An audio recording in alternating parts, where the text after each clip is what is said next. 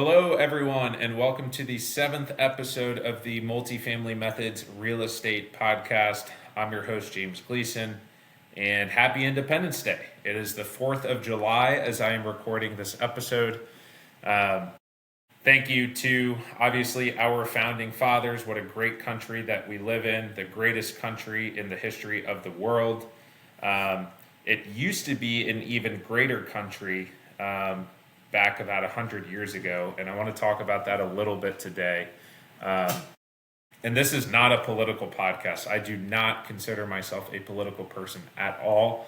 I stick strictly with the economics. That's what I'm interested in. That's what influences my life. How much we pay in taxes, how the economy's doing. That's all that matters to me. So you can listen to this as a conservative or a Democrat. Liberal. But during the American Revolution, this all started because we had a sales tax on stamps and tea. And it was a very small sales tax, meaning when we purchased stamps, we had to pay a tax. And we were not, as Americans, allowed to vote. And so there was no, we had taxation, but we didn't have representation. We weren't allowed to vote. And so we had this American Revolution, we went into war, and we gained our freedom. Today, I can only imagine, our founding fathers rolling in their grave over, sales tax and the Social Security and Medicare, income tax, all these taxes that we have to pay today. Wealthy people paying probably, close to 50% of their income nowadays. What a huge difference. Whereas, if you go back to the late 19th century, we had Rockefeller, we had Carnegie. Carnegie basically invented the skyscraper, with his steel company. Rockefeller invented, basically he used oil for, I think it was kerosene for lighting. And then obviously Thomas Edison came along shortly after and discovered electricity. We had Henry Ford during that time. We had Vanderbilt during that time with all the railroad tracks. And so America was the envy of the world. People were coming to America from all over the world because we had no income tax. Taxes were very low.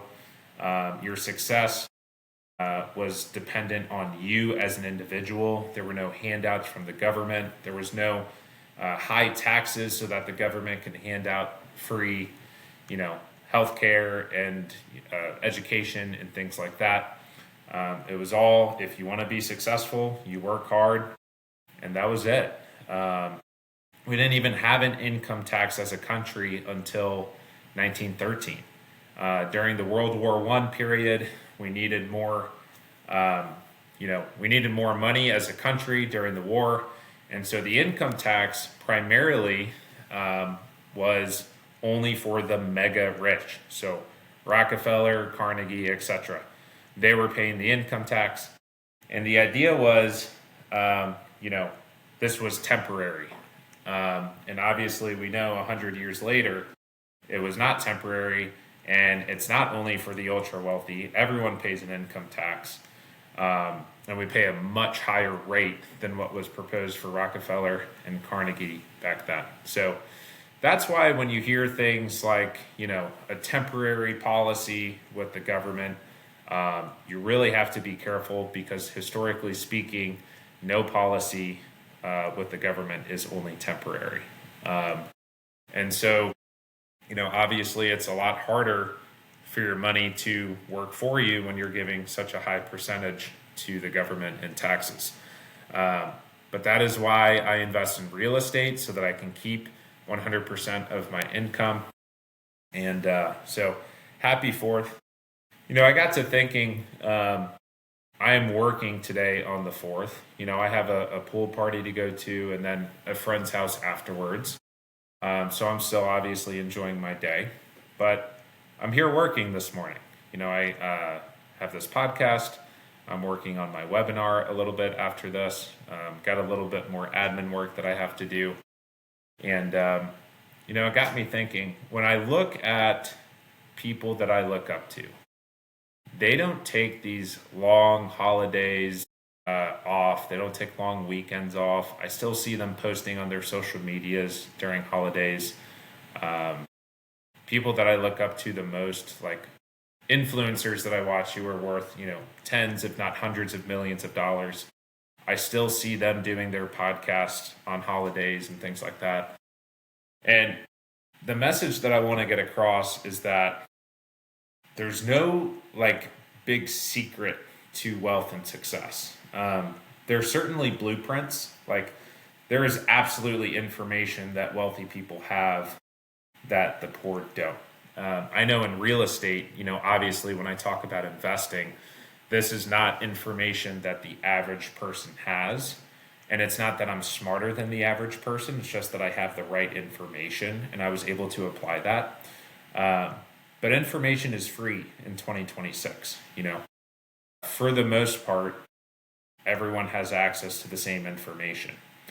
But growing up, I always thought that there was like this secret cheat code to getting to success. And as I've gotten older and became more successful myself, I've really found out that the most successful people I know work their tails off, So I'm here working on July 4th. Most people are not doing that.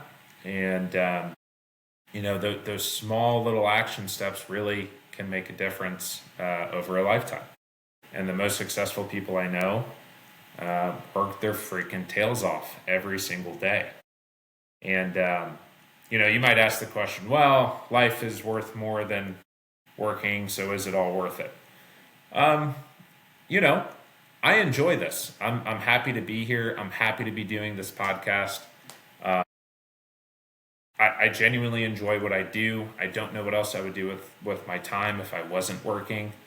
And so I think doing what you love is important. I think you're going to get much farther along if you do what you love. I don't think you should only do something because you love it. I don't think that's good advice. We live in a financial world where, finances matter. If you're passionate about art, you're probably not going to be able to make a living off of art unless you're really, really good. So I do think if I were to decide between doing something that I'm passionate about and doing something that's going to make a good living, I do think in the beginning going for what's going to give you a good living is a better choice than doing what you're passionate about. Because you can make a living, you can have financial freedom, and then you can do what you're passionate about the rest of your life. But if you only focus on what you're passionate about, you're not going to be able to pay the bills. And then you're not going to be able to do what you're passionate about because you need to make money to pay your bills. If you're fortunate, if you enjoy your work, you enjoy business and entrepreneurship, you could have a double whammy where what you do, what you're passionate about, also makes a lot of money. And I think that's obviously the best of both worlds. But if you're listening to this and you're younger and you're trying to decide a career path, I do not think it's good advice to only follow your passion. Like I said, I think doing what you love and doing what you're passionate about is very important for your fulfillment, and just for the longevity of how long you do whatever it is that you're doing to make money. But I don't think you should only do something because you're passionate about it. I do think there are financial repercussions for that. You need to do what makes the most money. You can also do what you're passionate about simultaneously, or you can do what you're passionate about later. But when you're young, you need to focus on your finances. Okay, so I have been working on refinancing some of my larger apartment complexes, and I'm doing a lot of underwriting lately. And I know that a lot of people getting into real estate not really knowing what to look for in terms of underwriting, what metrics are important, what is the goal, what exactly are we looking for in these properties. So I wanted to take some time today to kind of take a deep dive into what are some of those metrics that I'm looking for when I am underwriting my real estate. So that if you're watching this and you want a portfolio that performs and does what it's supposed to do, you can sort of, copy these same metrics and know what you're looking for. So first and foremost, especially when you're starting out, is cash flow. And lenders don't look for cash flow in the same sense that we do as investors. The lenders focus on what's known as debt service coverage ratio, which is another metric that I want to talk about. But for us as investors, cash flow is really the most important thing, especially when you're starting out. My rule of thumb for day one when I'm investing in a real estate property is I want to get $150 per unit per month in cash flow for any property that I buy. I set an absolute minimum for that at $100 per unit. So my rule of thumb is $150 per unit. At minimum, I need at least $100 per unit in cash flow per unit per month. I can be a little bit flexible on this depending on the location of the property and some of the other metrics if I'm really excited about it. So, for example, if you invest in a better part of town, what I would consider a B class or an A class asset. If you're here in St. Louis and you're listening to this, an example of this would be Clayton, Missouri, a good part of town. The sales price for those kinds of properties is going to be higher than the sales price in a C class part of town, a part of town that is less developed with more crime. And so you have to pay a premium for that. Cap rates are going to be lower in those parts of town that are much nicer. And so it's really more of an appreciation play when you invest in those parts of town than a cash flow play because you have to pay a higher premium. Rents are not high enough relative to the purchase price, whereas in C-class parts of town, rents are much higher relative to purchase price. And so on paper, you do get more cash flow. And so in a B or an A-class part of town, I might be more willing to only get $100 a month per unit in cash flow. Whereas in a C-class part of town, that would never be acceptable to me. And so when I'm underwriting, right, what is cash flow? It's the gross rents minus all of your expenses minus your mortgage equals your cash flow. All of your expenses, tax, insurance, maintenance, CapEx, property management, utilities, lawn and snow. Every single expense needs to be accounted for. Whatever's left over after that is your cash flow. If you're underwriting in a C-class market, I like to underwrite with a 10% vacancy assumption and a 10% maintenance assumption. So what I mean by that is that if my rents are $1,000, I like to assume that my vacancy will cost me $100 per month and my maintenance will also cost me $100 per month. So 10% of that gross rent amount. And it's not like I'm going to be paying actually $100 every single month for these items.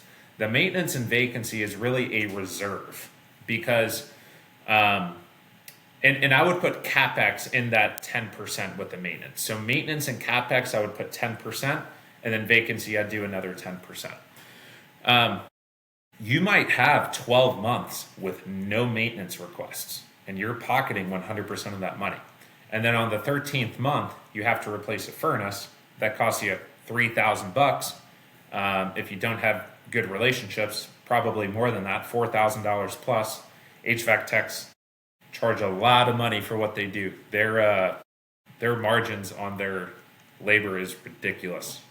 HVAC techs make a lot of money for what they do.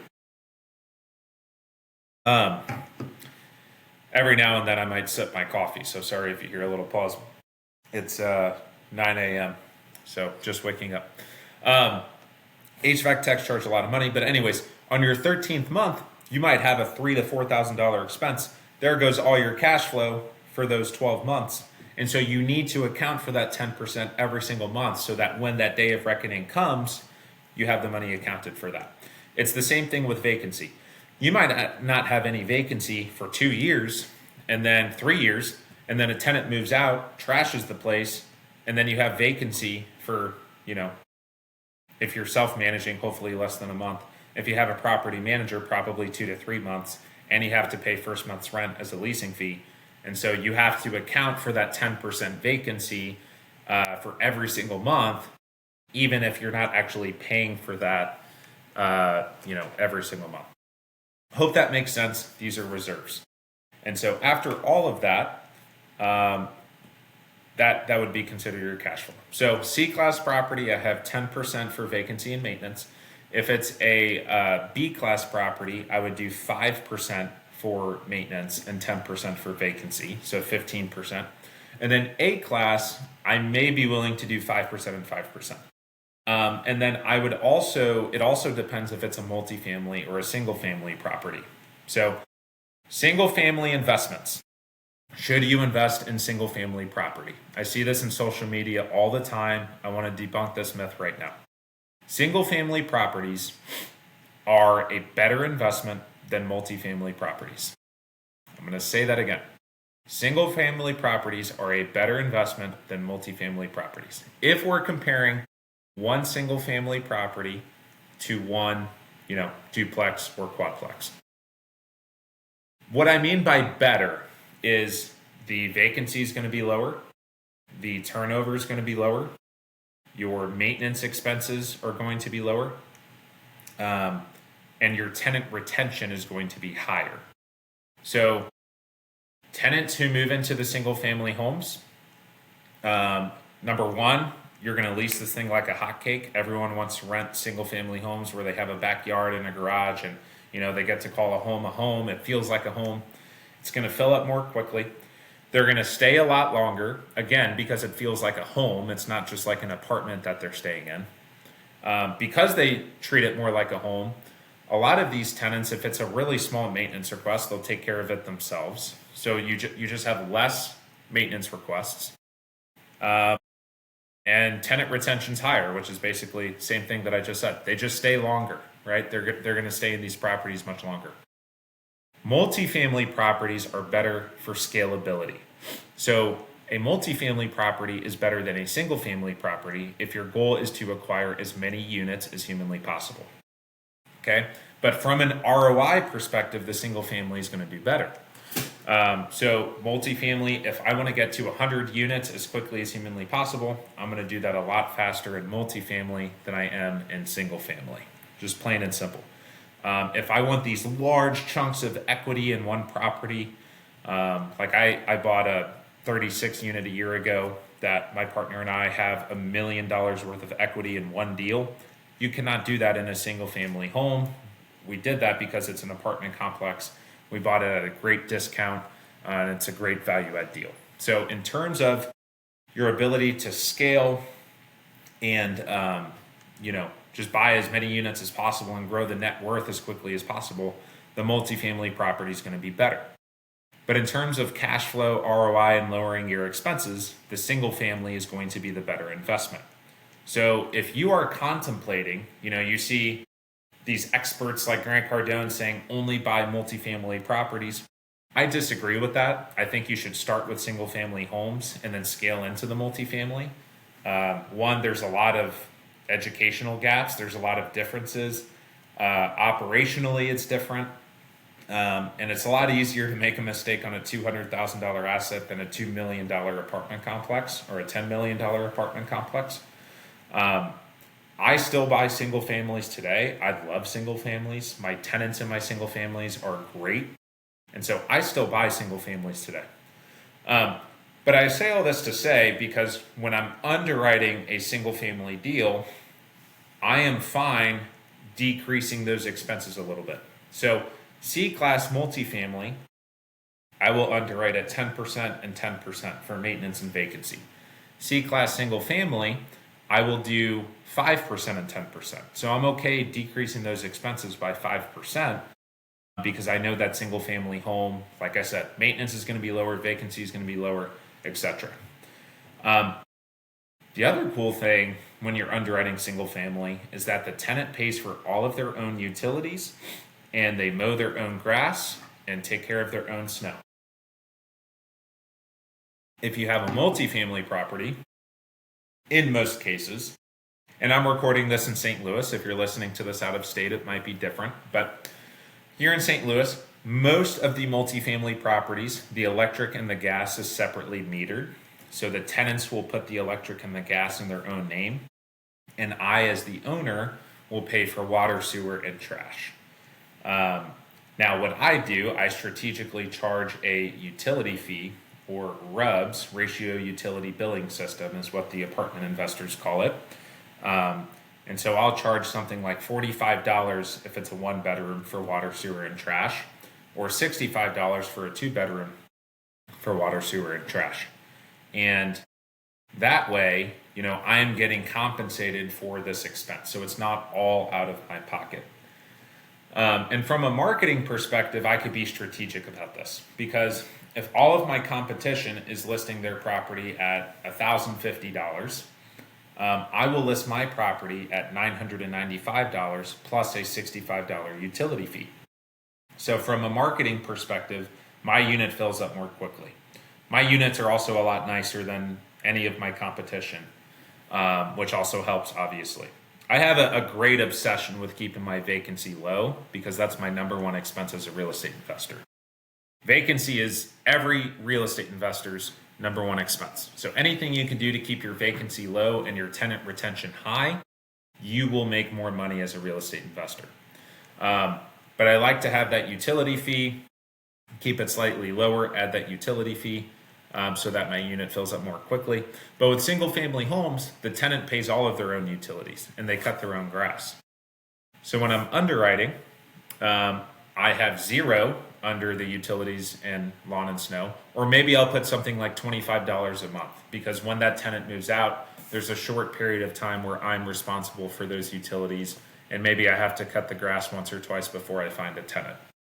And then with B class and A class, I might do a single family home, 5% and 10% if I want to be conservative, but really in some cases I'll do 5% and 5% for the vacancy and maintenance. So I am less conservative with the single family homes, and you'll find, it's interesting, the C class assets do best on paper in terms of cash flow, but the B class assets do best in reality. So even if I underwrite more conservatively for the C class, because my vacancy and my tenant retention and my maintenance is so much lower, tenant retention's higher, but you're following me. Maintenance and all these things are lower, my expenses are lower in the B class. I'm just getting all this cash and not having these expenses. And so I'm actually making more money in a lot of cases with the B class assets than I am the C class assets. And that's why I talk about seasons as an investor. Start with the C class, sell those assets, buy the B class. That's the way to do it. That is the best way to do it. Okay, so cash flow. Most important thing, especially when you're starting out, even when you're in a position where you have the net worth, you have the portfolio, and you're mostly investing for appreciation, like myself, I still will not buy a deal that doesn't have cash flow, because that cash flow is a safety margin. My goal is to hold on to this asset as long as humanly possible so that I could get the appreciation benefits for as long as humanly possible. And if a deal does not cash flow, I'm only going to be able to buy so many of these deals before I go out of business, or if the market turns and I'm upside down on my mortgage or whatever happens, the cash flow is what is going to keep me alive. It is my safety margin. It is what is going to prevent me from having to sell this property in an emergency. So even to this day, with where I'm at, a deal has to have cash flow in order for me to move forward on that deal. Okay. Cash flow, I want $150 per unit. Next thing I look at is the debt service coverage ratio. So this is to know, number one, if this deal will qualify for a loan with a commercial lender or a DSCR lender or any non-QM financing. And for me to know that there is enough margin between the net income and the debt service, the mortgage payment. So debt service coverage ratio is the net operating income divided by the debt service. you ideally want this to be at a 1.20. So what that means is you ideally want your net operating income to be 20% higher than your mortgage payment. If the net operating income is 20% higher than the mortgage payment, then you have a 20% margin for crap to hit the fan, for things to happen, more expenses to come up before you are upside down on your mortgage. From a cash flow perspective on a monthly basis. Is this making sense? So I want my and by the way, net operating income is your gross income minus your expenses. It is independent of the mortgage, so it has nothing to do with the mortgage. It's just your rents minus expenses. That's your net income, your net operating income. The reason you have to distinguish the net operating income from the cash flow is because not everyone has a mortgage on their property. So for me, my free and clear properties, my net operating income is equal to my cash flow because I don't have debt service. But you want to make sure that your debt service coverage ratio is at least a 1.20. If you're dealing with agency debt or with larger banks, that's actually going to be a 1.25 debt service coverage ratio. So that net operating income needs to be 25% higher than my debt service. And so I also want this to make sure that there's enough margin. But this is something that I'm calculating for with these conservative assumptions that we talk about to make sure that this will qualify for a loan and I won't have any issues. That's another thing. When you are doing your underwriting, especially if you get into apartments, do not take the offering memorandum at its word. The offering memorandum is the marketing package that the broker puts together when they sell property, when they're trying to market the property to you as the buyer. Do not take that at its word because the broker's job is to sell that asset. He gets paid a commission for selling that asset. You need to have your own independent underwriting rules of thumb or metrics. You want to look at the trailing 12 of this property, and you want to look at, the assumptions. There's also weird things that can happen with accounting, like, the seller can consider some of their maintenance items as CapEx so that it doesn't look as bad.